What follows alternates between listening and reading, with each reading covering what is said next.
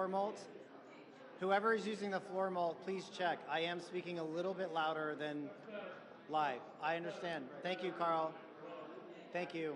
And then anyone who's plugged into English only mult, Abe, Kaylee, anyone in the English only mult? Not much. Anyone plugged into the English only mult? I just want to make sure that you have, can we have English translation, please? Yes, please. Translating here. Yes, 1, 2, 3, check. 1, 2, 3, 4, 5. Translating from Ukrainian into English. Can you hear me? 1, 2, 3, 4, 5. Can you hear me? Thank you. Say again. Thank you. Is anyone listening to Ukrainian translation and you're okay? You're not, you don't need it? Thank you, sir. Everyone on the seats, I just want to make sure that you have what you need. English channel 1, Ukrainian channel 2 on the headsets. Thank you. Just leave it on. Yeah, this is pretty nice. Take it a little bit. All right, those are off. Oh, perfect. Yeah. Yes.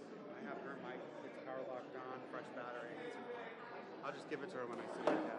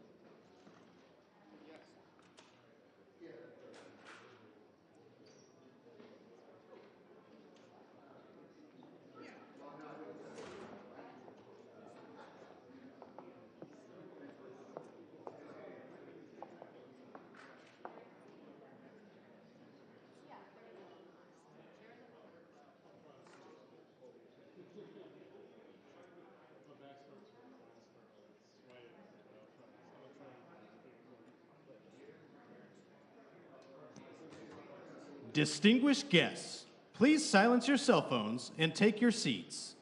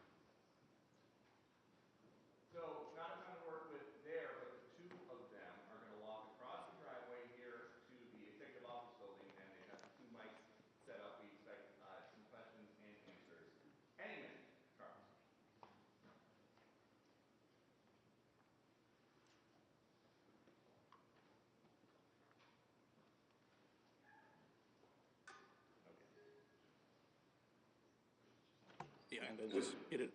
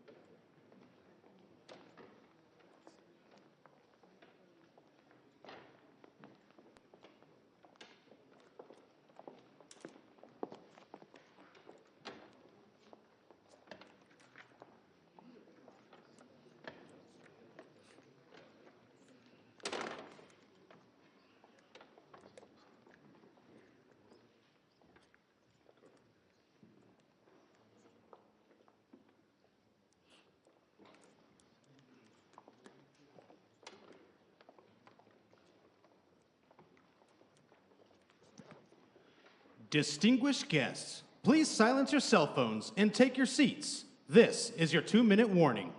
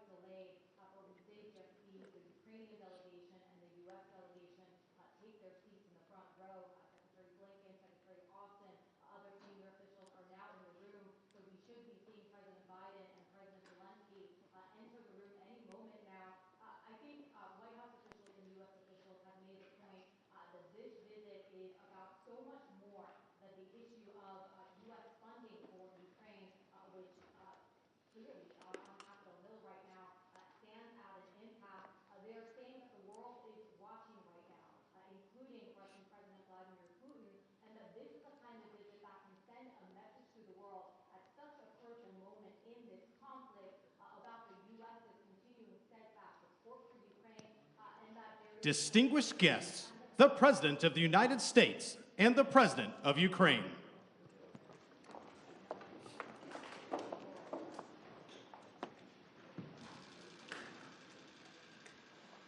Please, have a seat.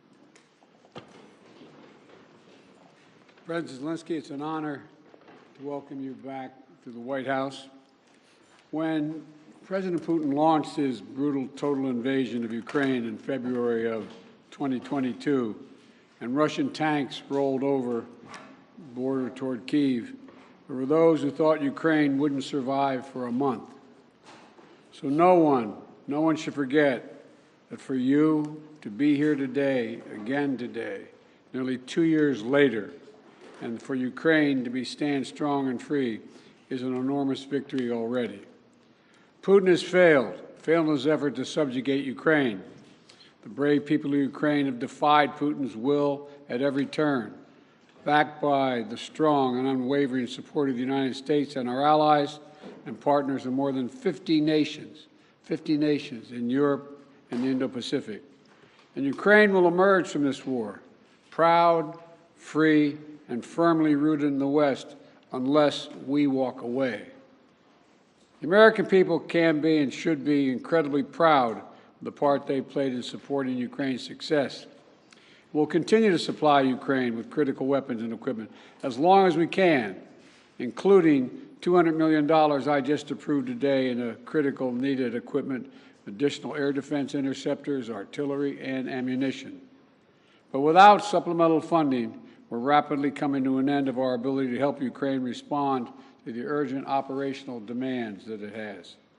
Putin is banking on the United States failing to deliver for Ukraine. We must prove him wrong. The United States and Congress must, as I asked last week, it's stunning that we've gotten to this point. You know, we need to fully appreciate how it's wrong, how this is being viewed around the world and being used by Russia. Russian loyalists in Moscow celebrated when Republicans voted to block Ukraine aid last week. The host of a Kremlin-run show literally said, and I quote, "Well done, Republicans. That's good for us," end of quote. Let me say that again. This host of a Kremlin-run show said, "Well done, Republicans. That's good for us." That's a Russian speaking. If you're being celebrated by Russian propagandists, it might be time to rethink what you're doing.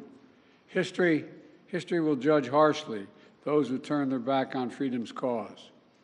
Today, Ukraine's freedom is on the line, but if we don't stop Putin it will endanger the freedom of everyone almost everywhere. Putin will keep going, and would-be aggressors everywhere will be emboldened to try to take what they can by force. Mr. President, I'll not walk away from Ukraine, and neither will the American people. A clear bipartisan majority of people across the United States and in Congress support your country. They understand, as I do, that Ukraine's success and its ability to deter aggression in the future are vital to security for the world at large. And I have repeatedly made clear from our first day in office, we also need Ukraine to make changes to fix the broken immigration system here. We also need Congress to make the changes to fix the broken immigration system here at home. My team is working with Senate Democrats and Republicans to try to find a bipartisan compromise, both in terms of changes in policy and provide the resources we need to secure the border. Compromise is how democracy works, and I'm ready and offered compromise already. Holding Ukraine funding hostage in an attempt to force through an extreme Republican partisan agenda on the border is not how it works. We need real solutions. I also asked Congress for funding for Israel to take on Hamas and confront multiple other threats backed by Iran in the wake of the October 7th assault.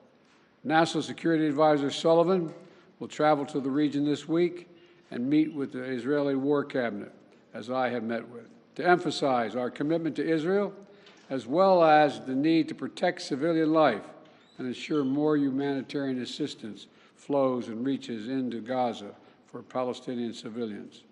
Secretary Austin will also travel to the region this week to step up the international efforts to protect the free flow of commerce through the Red Sea. The entire world is watching what we do. So let's show them who we are. America stands for freedom today, tomorrow, and always. America stands against tyranny and against oppression. And America stands with the people of Ukraine. Thank you again for being here today, Mr. President, and thank you for everything Ukraine is doing to hold the line for liberty in the world. The floor is yours, Mr. President.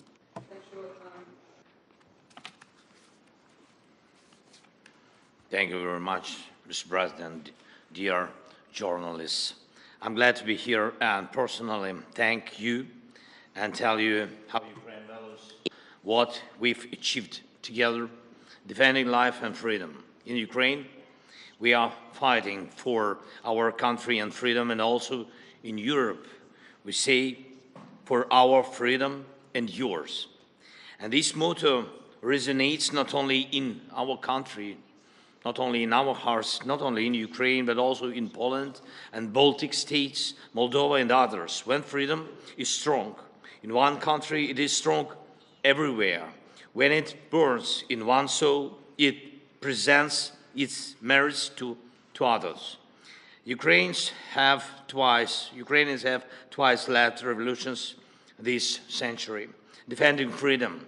For nearly 2 years, we have been in a full-scale war, the biggest since World War II, fighting for freedom. We stand firm, no matter what Putin tries. He hasn't won any victories. Thanks to Ukraine's success in defense, other European nations are safe from the Russian aggression, unlike in the past. Ukraine can now tackle the Russian dictatorship, so our children and other nations won't have to shed their blood and sacrifice lives defending against Russian aggression. We've already made significant progress. We've shown that our courage and partnership are stronger than any Russian hostility. And we've freed 50% of the territories Russia occupied after February 24th. And we won the Black Sea and are reviving our economy. Thanks to maritime exports, Ukraine's 5% economic growth this year proves our effective partnership. And we've shown no Russian missiles can overdo the powerful American Patriot systems. Thank you very much. And even during war, we are reforming our country and strengthening our institutions. Today, President Biden and I discussed how to increase our strength for next year. First, air defense and destroying Russian logistics on Ukraine's land. Mr. President, thank you very much for your supporting us. And in these areas, like our victory in the Black Sea, we aim to win the air battle, crushing Russian air dominance. This will intensify our ground advantages in 2024 with our control of the skies. Who controls the skies controls the war's duration. And today I would like to thank, of course, for yet another significant defense package with our defenders value very much. Second, yesterday I met with American defense company leaders. They advised us on how to make our defense industries work faster and more effectively. Thank you, President Biden, for this important initiative we started with you. Together, Ukraine and America can strengthen democracy's arsenal. And this is vital for other free nations and the US as it involves your companies, technologies, and technology advancement and job creation. And it is important to know that 2/3 of American support for Ukraine remains and works in the United States. Third, I informed Mr. President that Ukraine has fulfilled all the recommendations of the European Commission regarding the preparation for a decision to start negotiations on Ukraine's accession to the EU. And we constantly communicate with European leaders about our joint steps, sanctions, and political efforts to pressure Russia. American leadership is crucial, is keeping this unity together, a unity that serves the entire free world. And I thank America for new sanctions. And today we discussed Putin's further isolation and making him pay for his aggression. It's very important that by the end of this year, we can send a very strong signal of our unity to the aggressor and the unity of Ukraine, America, Europe, the entire free world. Everything we talked about today will help us in the year 2024. Today's discussions in the White House and in Congress across both parties and both chambers with a speaker were very productive, and I thank you for the bipartisan support. As we approach Christmas, on behalf of all our Ukrainian families separated by war and all sons and daughters on the front, Ukraine's greatest wish is to near this war's victorious end. No one but Putin wants a prolonged war. We dream of a Christmas in a peacetime, of course, and we are working to turn our battlefield success into peace. And we are heading there together with you, and thanks, of course, to your support. Thank you very much, Mr. President. Thank you, America. Slava Ukraini. Thank you. Look, we're going to alternate asking questions. We're going to ask a total of, each ask 2 questions. And I will ask the first question. I will recognize the first question asker. I'll ask a question, Joel, too. But Danny Kemp.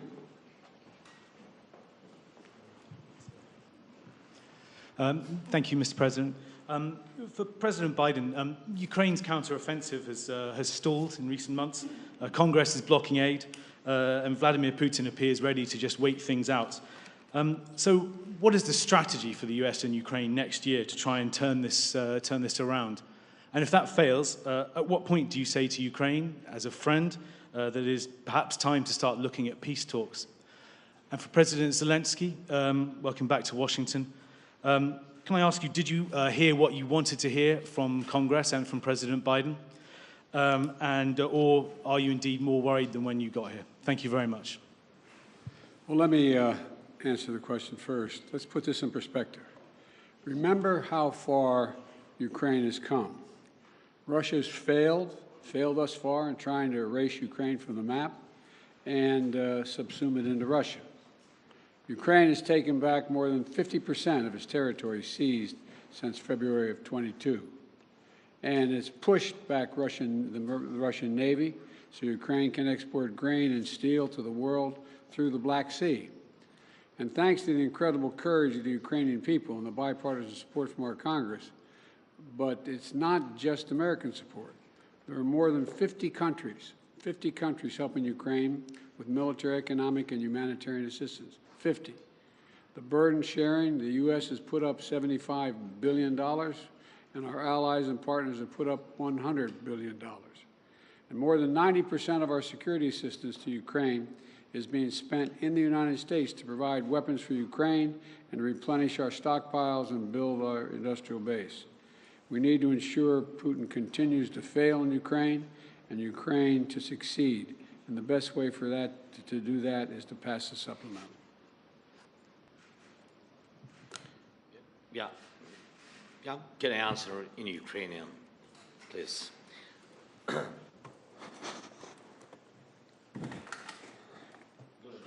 Thank you. First of all, I would like to add to the words of Mr. President Biden about successes. I think that these were not easy successes. Nonetheless, they were quite serious. They were serious steps forward. Indeed, we gained victory on the sea. We destroyed ships of the Russian Federation. We threw the remnants of their fleet to Russian territorial waters. Yeah, they have something in the Black Sea, in the vicinity of our temporarily occupied Crimea, but we are going to proceed this activity. Our guys destroyed 20,000 of Wagner mercenaries. These are serious terrorists who were massing everywhere on African continent, in Syria, in Ukraine. There were a lot of mass, and nucleus of this terroristic organization is not existing anymore. Yes, we had a lot of problems, but nonetheless we were able to do this. Moreover, Russia were not able to seize any part of our territory, any village, any town. I'm not talking about large cities. And we are going to proceed with this. It is good without saying that we have objective, we have clear plan, but if you allow me, I am not able to tell you on public on the details of 2024 operations. If I heard what I want, I've heard a lot. Surely I told what I wanted to. I feel and experience this support from President Biden administration, from senators, and we've been talking with the speaker. I got these signals. They were more than positive, but we know that we have to separate words and particular result. Therefore, we will count on particular result. Thank you. Yeah, sorry. Телеканал Інтер, будь ласка. Inter, please. Thank you for taking my question. Ukrainian television news correspondent. Український кореспондент. Дуже багато республіканців сумніваються, що Україна може виграти цю війну. Україна повинна віддати певні території, щоб Such a step to cede the territories to stop fighting. And Mr. Biden, could you please clarify the policy and of your administration, the strategy of your administration on Ukraine? Is it about helping the country to defend itself or to win the war? Because it's obviously such a difference. I will begin. Okay. So, first question to me. So, your question is, if we are ready to give up our territories?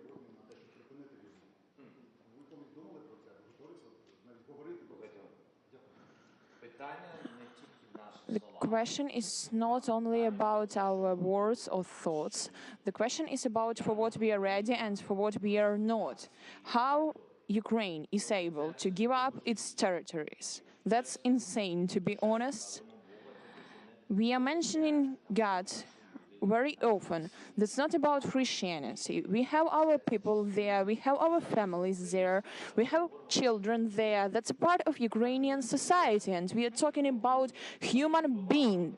They are being under tortures, they are being raped, and they are being killed. And those voices which offers to give up our territories, they offers as well to give up our people. That's not a matter of territory, that's a matter of lives, of families, of children, of their histories. I don't know whose idea it is, but I have a question to these people if they are ready to give up their children to terrorists. I think no. We want to see Ukraine win the war. And as I've said before, winning means Ukraine is a sovereign, independent nation and that can afford to defend itself today and deter further aggression. That's our objective. Trevor, Reuters. Thank you, sir. First, a question for both of you. Given the Republican skepticism of the Ukraine effort, do you worry that a second term for President Trump would be the end of an independent Ukraine? That's for both of you. And then for you, President Biden, just an update, if you could, on the situation in Gaza, on the reports that Israel has begun flooding Hamas tunnels, and just the offensive in southern Gaza generally. How long do you think that operation should last? Thank you. First of all, with regard to political support for Ukraine, there is a strong bipartisan political support for Ukraine. Small number of Republicans who don't want to support Ukraine, but they don't speak for the majority, even the Republicans, in my view. We're in negotiations to get funding we need, not to promise, not making promises, but hopeful we can get there. I think we can. And you're right, the world's watching what we do. Would just send a horrible message to an aggressor and allies if we walked away at this time, and it would hurt our national security.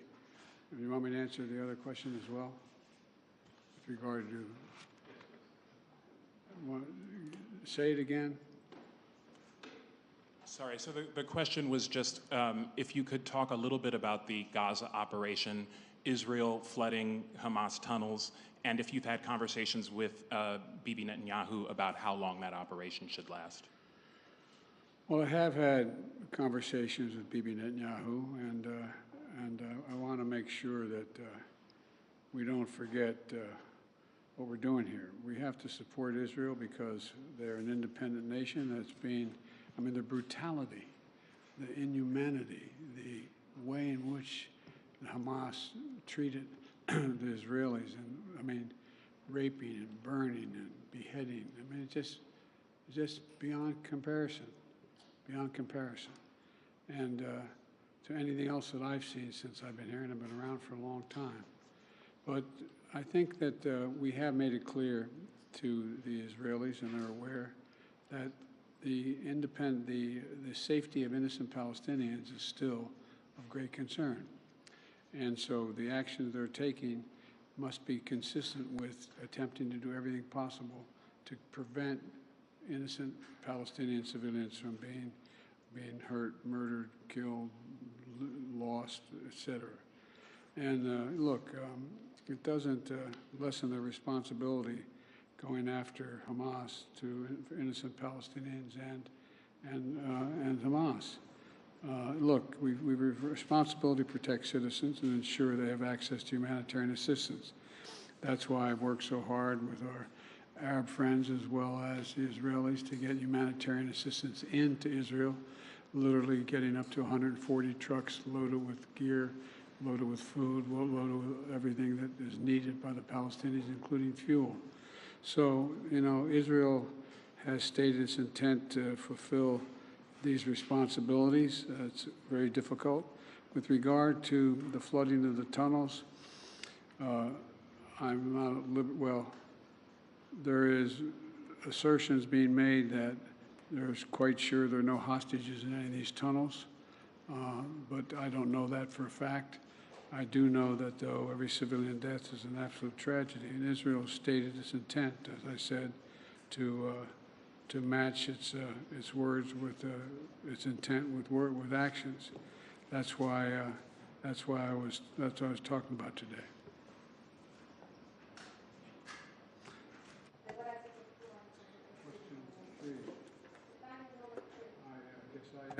No, I just asked.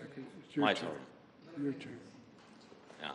Якщо So, addressing your question very quickly, I've been talking a lot with representatives of both parties. Both Democrats and Republicans proved full-pledged support. And we will see, but before this, we've always been trusting in support of our strategic partner, the United States, and we will consider that it will continue in this way, and Ukraine will not remain alone against such a critical terrorist as the Russian Federation.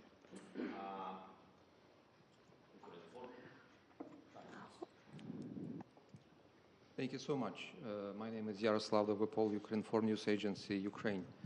Next summer, the United States will host an anniversary NATO summit in Washington, D.C., which raises a lot of hope, especially for Ukraine. President Zelensky, what does the Ukrainian side expect from this summit? And do you hope to hear direct invitation for Ukraine to join the alliance? And President Biden, under what conditions is the United States ready to support the initiative of inviting Ukraine to be member of NATO? Thank you.